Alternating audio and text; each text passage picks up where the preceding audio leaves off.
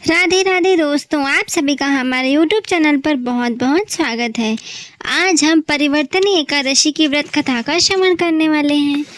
युधिष्ठिर कहने लगे, हे भगवान, भाद्रपद शुक्ल पक्ष की एकादशी का क्या नाम है, इसकी विधि तथा इसका महात्म कृपा करके कहिए।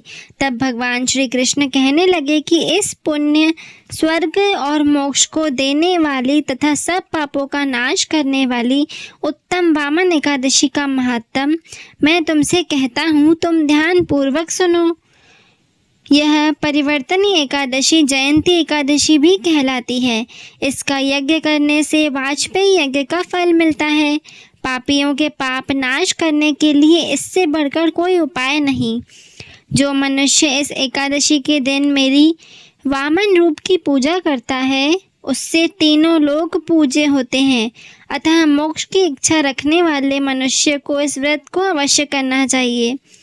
जो कमल नयन भगवान का कमल से पूजन करते हैं, वह अवश्य भगवान के समीप जाते हैं। जिससे भाद्रपद शुक्ल पक्ष की एकादशी व्रत और पूजन किया, उसने ब्रह्मा विष्णु सहित तीनों लोकों का पूजन किया। अतः हरिवासर अर्थात एकादशी का व्रत अवश्य करना चाहिए। इस दिन भगवान करवट लेते हैं, इसलिए उनको परिवर्तनी एकादशी भी कहते हैं। भगवान के वचन सुनकर युधिष्ठिर बोले कि हे भगवान, मुझे अति संदेह हो रहा है कि आप किस प्रकार सोते और करवट लेते हैं तथा किस तरह राजा बलि को बांधा और वामन रूप रखकर क्या क्या लीलाएं की। चातुर्मास के व्रत की क्या विधि है तथा आपके शयन करने पर मनुष्य का क्या कर्तव्य है, सो आप मुझसे विस्तार से बताइए। श्री कृष्ण कहने लगे कि हे राजन, अब आप सब पापों को नष्ट करने वाली कथा का श्रवण करें।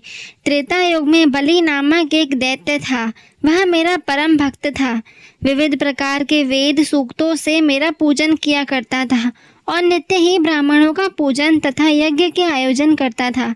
लेकिन इंद्र से द्वेष के कारण उसने इंद्रलोक तथा सभी देवताओं को जीत लिया। इस कारण सभी देवता एकत्र होकर सोच विचार कर भगवान के पास गए। बृहस्पति सहित इंद्रादिक देवता प्रभु के निकट जाकर और नतमस्तक होकर वेद मंत्रों द्वारा भगवान का पूजन और स्तुति करने लगे। अतः मैंने वामन रूप धारण करके 5वां अवतार लिया और फिर अत्यंत तेजस्वी रूप से राजा बलि को जीत लिया। इनकी वार्ता सुनकर भगवान युधिष्ठिर बोले कि हे जनार्दन, आपने वामन रूप धारण करके उस महाबली दैत्य को किस प्रकार जीता। श्री कृष्ण कहने लगे, मैंने वामन रूपधारी ब्रह्मचारी बलि से 3 पग भूमि की याचना करते हुए कहा, ये मुझको 3 लोक के समान है और ये राजन, यह तुमको अवश्य ही देनी होगी। राजा बलि ने इससे तुच्छ याचना समझकर 3 पग भूमि का संकल्प मुझको दे दिया और मैंने अपने त्रिविक्रम रूप को बढ़ाकर यहाँ तक कि भूलोक में पद, भूर्वलोक में जंघा, स्वर्गलोक में कमर, महलोक में पेट, जनलोक में हृदय, यमलोक में कंठ की स्थापना कर सत्यलोक में मुख और उसके ऊपर मस्तक की स्थापना की।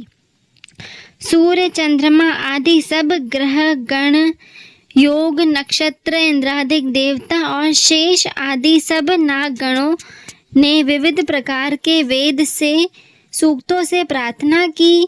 तब मैंने राजा बलि का हाथ पकड़कर कहा, हे राजन, इस पद से पृथ्वी, दूसरे से स्वर्गलोक पूर्ण हो गए। अब तीसरा पग कहाँ रखूं?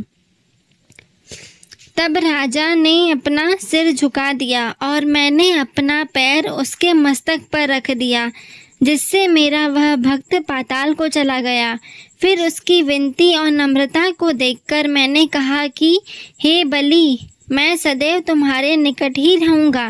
विरोचन पुत्र बलि से कहने पर भाद्रपद शुक्ल एकादशी के दिन बलि के आश्रम पर मेरी मूर्ति की स्थापना भी हुई। इसी प्रकार दूसरी क्षीर सागर में शेषनाग के पष्ठ पर हुई।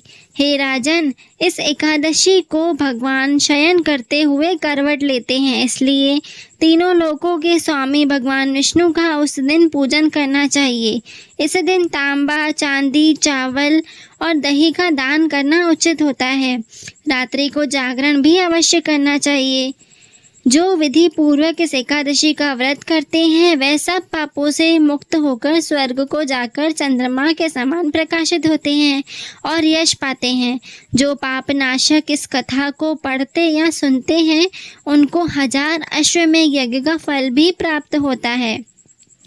ऐसी और भी इन्फॉर्मेटिव वीडियोस के लिए आप हमारे चैनल से इसी प्रकार जुड़े रहें। हमारे चैनल को लाइक, शेयर और सब्सक्राइब करना बिल्कुल ना भूलें। धन्यवाद।